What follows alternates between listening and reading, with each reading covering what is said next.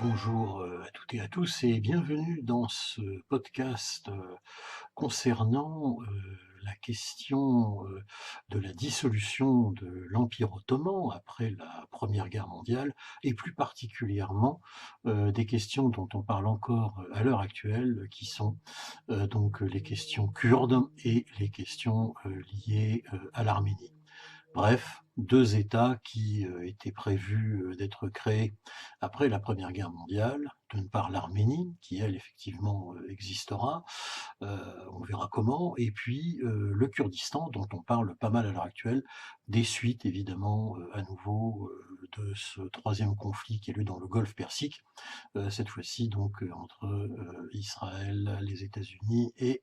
l'Iran. Alors, à ce sujet, pour ce podcast qui sera assez rapide, en 2 temps, il faut revenir en fait dans, pour commencer, sur, ce qui se déroule pendant la 1 Guerre mondiale, en mai 1916, hein, un peu des suites de l'échec de la fameuse opération des Dardanelles, qui était une idée donc surtout britannique de mener une expédition pour forcer les détroits et donc s'attaquer à l'allié ottoman des puissances centrales, expédition qui sera un échec, mais en mai 1916 donc sont prévus ces fameux accords Sykes-Picot, hein, qui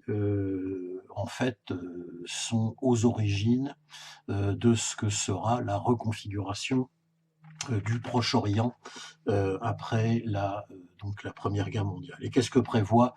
ces accords? Eh bien, c'est tout simplement un remodelage sous mandats internationaux d'une bonne partie des anciennes possessions de l'Empire ottoman. Qu'est-ce que prévoyaient les accords en question? Eh bien, tout simplement de placer sous mandat britannique, hein, d'une part l'Irak et puis la zone donc internationalisée de la Palestine, qui sera ensuite le foyer juif qui donnera naissance, hein, à donc ensuite évidemment l'État d'Israël en 1948, hein, mais là il s'agira donc de ce qu'on appellera la Palestine mandataire, hein, et puis également placée sous autorité donc effectivement britannique, donc une zone qui correspond à peu près à l'Irak donc actuel. Et puis au nord, eh bien, répartie cette fois-ci pour la France, ça sera donc la Syrie mandataire, hein, placée sous mandat français, et puis le Liban. Voilà donc une première idée de ce qui va se produire avec les accords donc Sykes-Picot qui sont bien connus désormais. Ensuite, évidemment, c'est tout simplement ce qui arrive des suites, hein, de la fin de la Première Guerre mondiale, hein, de toute la série des armistices qui vont être signés, hein, dont celui que signera évidemment à la fin de l'année 1918 l'Empire ottoman, hein, eh bien c'est la dissolution de cet empire tout à fait considérable, hein, et qui va donc donner naissance effectivement à donc la configuration de l'Afrique du Nord actuelle et à peu près du Proche-Orient actuel. On vient de l'évoquer, le Liban mandataire, la Syrie mandataire, l'Irak mandataire et évidemment la Palestine mandataire. Tout ça va transformer profondément la région. Et c'est de là que, suite au traité de Sèvres, hein,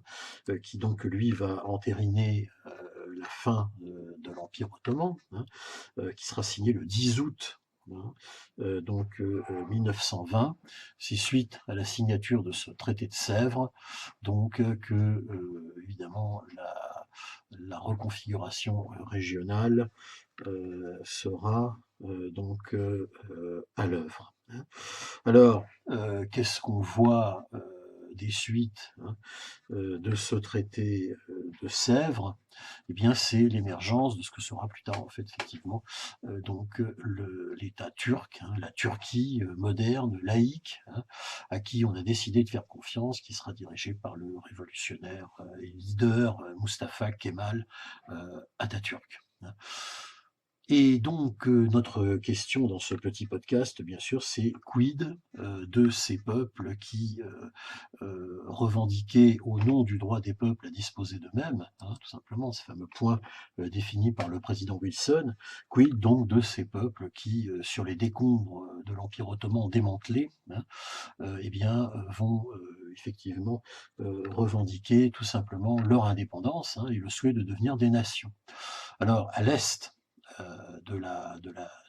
future Turquie, hein, compris entre l'Azerbaïdjan, hein, qui sera bientôt soviétisé, hein, et bien se trouve effectivement l'Arménie, hein,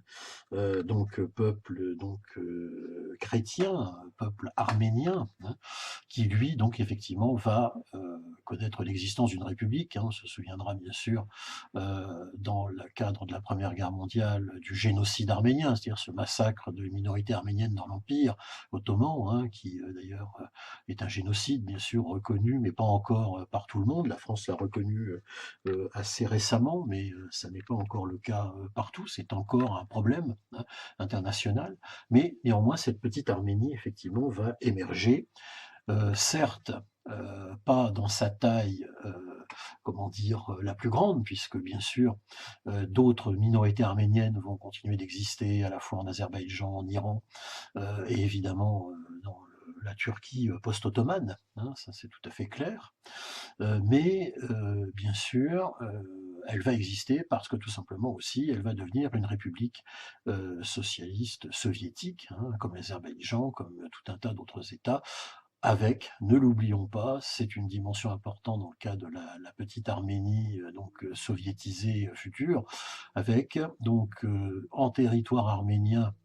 une région qui s'appelle le Nakhichevan, qui sera une région comportant une minorité azérie, donc musulmane, hein, et dans l'Azerbaïdjan lui-même, se trouvera également une région autonome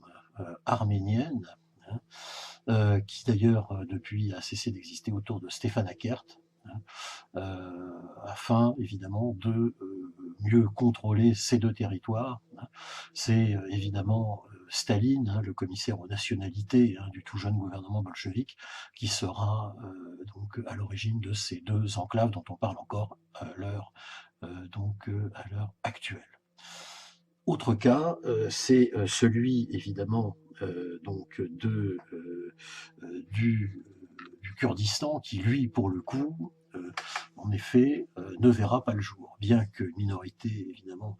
kurde tout à fait considérable, hein, va continuer d'exister et encore jusqu'à aujourd'hui et qui se retrouve répartie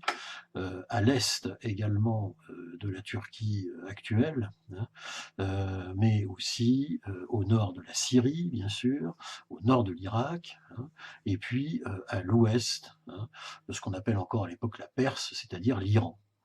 Et là, la question kurde va rester de manière régulière comme un véritable sujet de débat international, hein, et au fil des conflits qui vont se dérouler dans une bonne partie du XXe siècle, et encore jusqu'à aujourd'hui, eh bien régulièrement, les Kurdes font valoir leur droit à avoir un État. La dernière en date concernant ce sujet-là, ça a été lors de la première guerre du Golfe, au moment où il y a eu l'intervention internationale autour des États-Unis pour libérer le Koweït, hein, en 1991. Eh bien, une partie effectivement du Kurdistan, de la zone kurde dans le nord de l'Irak s'est insurgée. Ça a eu lieu aussi lors de la seconde guerre du Golfe, quand les États-Unis sont intervenus cette fois-ci sur le territoire irakien, ont renversé le régime de Saddam Hussein. Eh bien, on sait qu'une partie du nord de l'Irak s'est autoproclamée dans une région autonome du Kurdistan. Et encore aujourd'hui, à la faveur de ce conflit États-Unis, Iran, avec soutien d'Israël derrière, eh bien tout pareil, et cette fois-ci ça a concerné surtout le nord de la Syrie. Les Kurdes, évidemment, à nouveau, ont fait parler d'eux. Tout ça sera cimenté quelque part par un traité de paix définitif signé à Lausanne le 24 juillet 1923, hein, et qui va donc effectivement, définitivement, donner naissance donc à la Turquie moderne que nous connaissons encore à l'heure actuelle, donc de Mustafa Kemal Atatürk. Je pense qu'il était nécessaire de revenir ici sur le cas de ces deux entités, l'Arménie donc le Kurdistan, puisque ce sont deux peuples en fait qui sont issus de la dissolution de cet empire ottoman après la guerre de 14-18 et qui ont eu deux destins souvent particulièrement dramatiques. Je pense que revenir sur quelques points historiques sur ce sujet-là était utile au travers de ce petit podcast dont vous aurez vu un certain nombre de cartes avant ce petit passage de vidéo et que vous verrez aussi après cette intervention d'une dizaine de minutes. Je vous remercie pour votre attention et je vous dis à très bientôt pour un autre petit topo historique. Merci, au revoir. N'hésitez pas à liker